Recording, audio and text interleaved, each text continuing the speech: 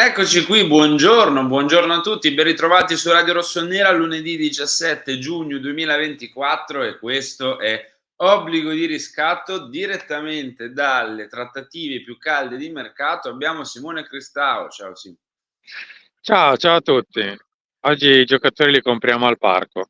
Dove sei? Stai già prendendo, diciamo, confidenza con la Madonnina? Sei già pronto ad andare verso le visite mediche? Stai già Mi vivendo le piacerebbe alla trattative? Madonnina di avere questo verde intorno, invece no, no. Però Però vabbè, dai, insomma siamo al 17, giusto? sì, 18? 17. sì, sì. Dai, mi sembra anche logico che in questo momento iniziamo un po' a scaldare i motori. Eh sì, anche perché comunque è vero che c'è l'europeo e dopo tra poco tra l'altro ne parliamo, però è anche vero che, insomma bisogna iniziare a programmare la prossima stagione, bisogna lavorare sulla prossima stagione e il Milan è protagonista, se vogliamo, di questa prima fase, soprattutto per quanto riguarda la trattativa legata a Joshua Zirkzee, ma non solo, perché c'è un po' di difesa, c'è un po' di stadio ed è per questo che Simo è praticamente a San Donato a fare sopralluogo. No, stiamo scherzando. Prima di iniziare, come sempre, vi invitiamo a mettere mi piace, quindi cliccate il tasto like, fatelo sotto, così come sotto lasciateci un commento dicendoci la vostra sulle le ultime notizie, le novità, insomma, aspettiamo la vostra sotto nei commenti, iscrivetevi se non l'avete ancora fatto e il 30% di voi più o meno non è iscritto, quindi mi raccomando, cliccate il tasto iscriviti attivando la campanella per avere le notifiche. Direttore, partiamo diretti oggi, Mh. senza giri di parole, anche perché poi ci sono altri temi di cui dobbiamo parlare. Thiago spinge per Zirkzee, secondo quanto riporta il Corriere dello Sport. Non è l'unico, il Corriere dello Sport, ci sono tanti anche colleghi che hanno parlato di questo forte inserimento comunque della Juve, di questo duello tra Juve e Milan per Zirkzee. Lui è stato in panchina 90 minuti nella gara inaugurale dell'Olanda nel 2-1 pardon, contro la Polonia, tiene banco insomma questa questione Zirkzee con il Milan che è lì, stiamo sempre a parlare parlando delle commissioni e la Juve che però potrebbe inserirsi. Vabbè, procediamo con ordine. Ieri non mi sarei aspettato nemmeno un minuto, insomma, da un giocatore che è arrivato l'altro ieri in ritiro dopo che praticamente per una settimana ha fatto mare e parco divertimenti, quindi dall'altra parte dell'oceano oltretutto. Ci sta che non facesse parte della partita. Eh, Come avevamo più o meno detto venerdì, sarebbe stato questo un weekend molto leggero, molto light da quel punto di vista, nel senso che Kia Joropchan non era nemmeno a Londra, è, è partito per il weekend. Insomma, d'altronde, anche se non sembra, per certi versi, soprattutto per alcune zone d'Italia, meteorologicamente parlando, sarebbe quasi estate, o meglio, sarebbe estate, magari non proprio da calendario, ma insomma, a metà giugno la gente va via nel weekend. Tant'è che infatti la trattativa riprenderà questa settimana. Come riprenderà, credo è presto detto. Siamo fermi, nel senso non ci sono grandissime, credo, novità all'orizzonte, se non che le parti credo che rimangano un pochino bloccate su quelle che sono le loro convinzioni, non penso che si andranno troppo a venirsi incontro, o meglio il Milan è fermo su quelle richieste o meglio, quelle offerte di commissione che sicuramente non arrivano alla doppia cifra. Chia sotto la doppia cifra non scende. Eh, che dire, se in questo momento Chia non scende perché aspetta e quindi ha soltanto il tempo tra le carte in mano per avere poi una chance per piazzare meglio la sua commissione, è un conto.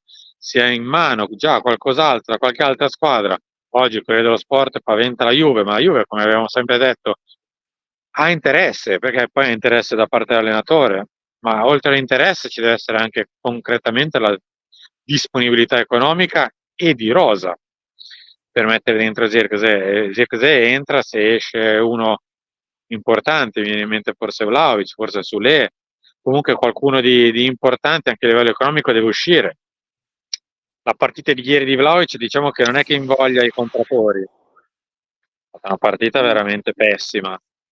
Eh, che dire, io penso che la questione non si sbloccherà nemmeno troppo a breve, a meno che il Milan a un certo punto decida di botto e dica, vabbè, sentite, non vogliamo correre alcun rischio.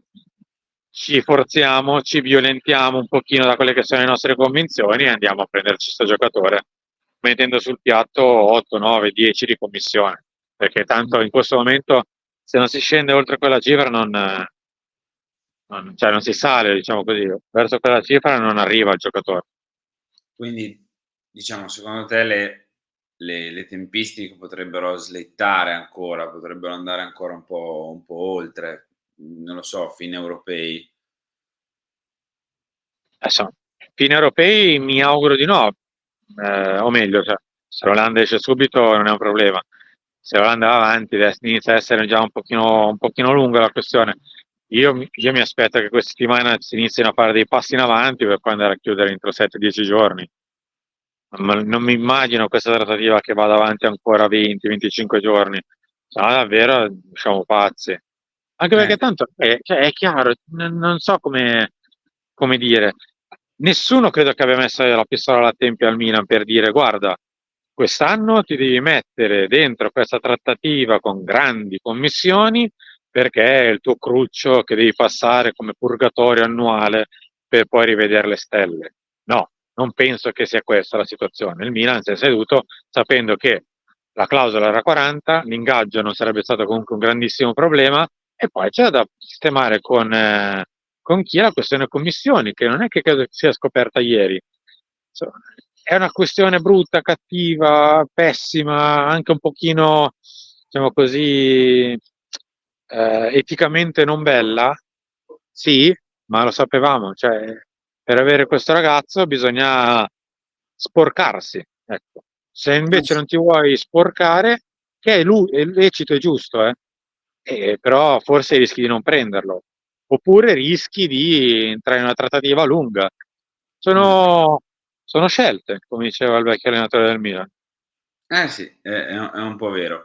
Facciamo un passaggio anche a Gazzetta dello Sport, non tanto per questa copertina col principe azzurro Nicolò Varella su cui sorvolerei.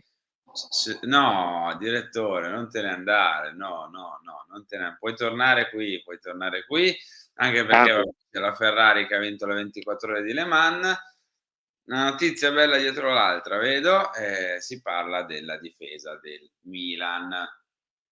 Evoluzione difesa, Emerson dice Milan, Marin, Rafa Marin, piace molto. Teo un'incognita, può cambiare tutto. Nello specchietto giallo in alto a destra, ve lo leggo nascondendomi così non faccio figuracce, il Real punta Davis, l'affare si farà, Bayern su Teo.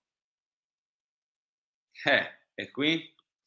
Le parole nel weekend di Teo hanno un po' spaventato, direttore, inutile nasconderlo, non tanto perché le abbia dette Teo, cioè in realtà sono le classiche parole un po' di circostanza, cioè non è che ha detto niente di trascendentale, no? Non è che ha detto andrò via sicuramente, sto pensando. si può anche dire ho 2 anni di contratto e di qui non mi muovo, eh.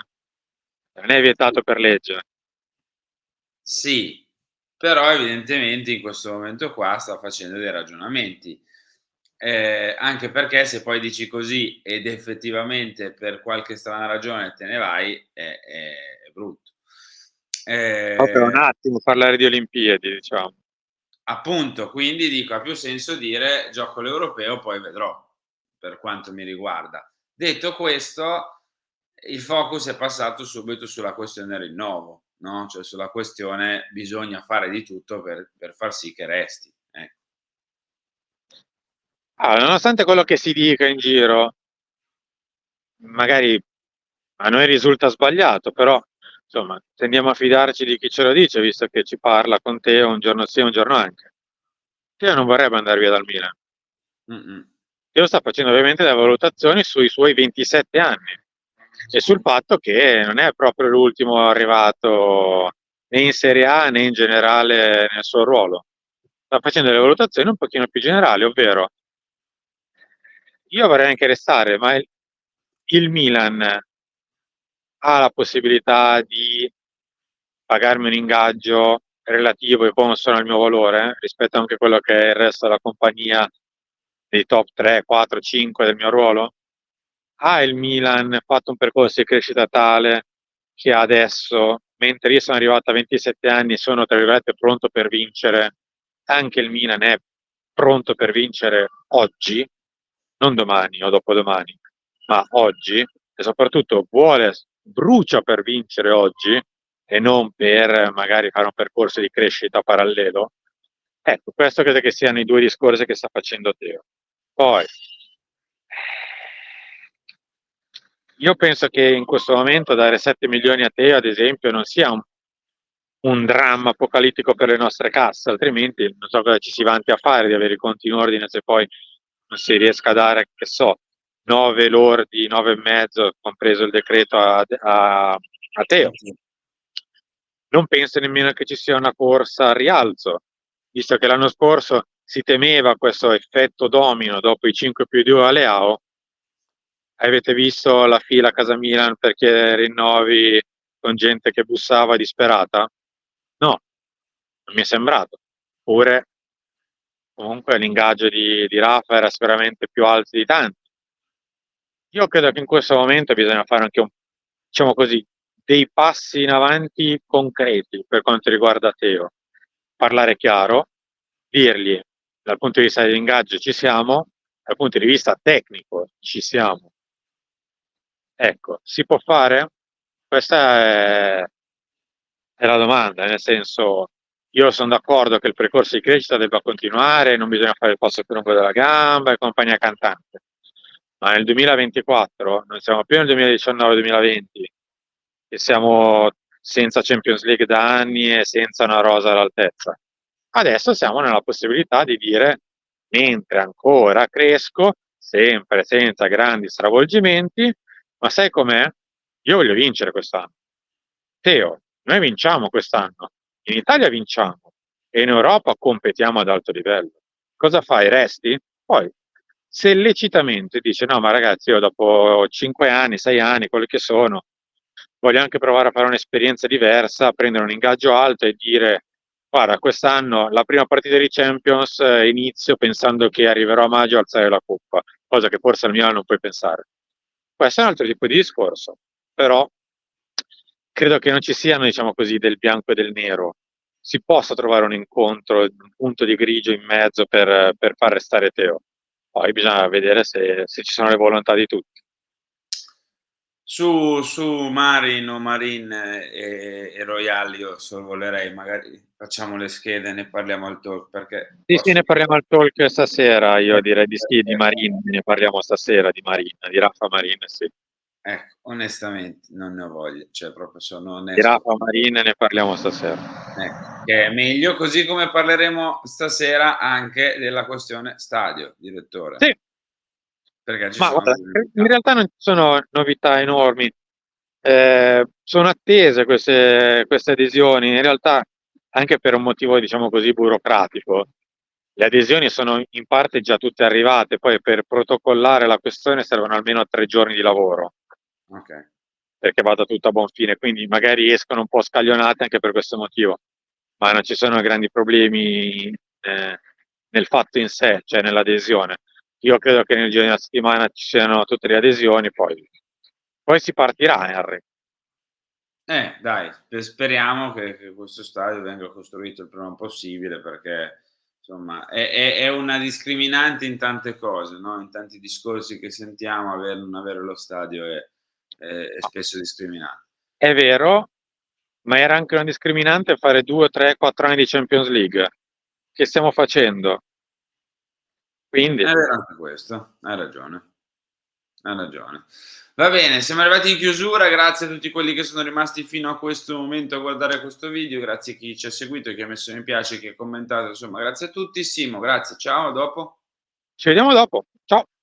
Un saluto, un abbraccio anche da parte di Enrico Boiani, rimanete connessi con tutti gli appuntamenti di Radio Rossonera a partire da Chiama Milan sulla piattaforma Viola alle 11, poi via via Lunch Talk, eccetera, eccetera, eccetera. Ciao.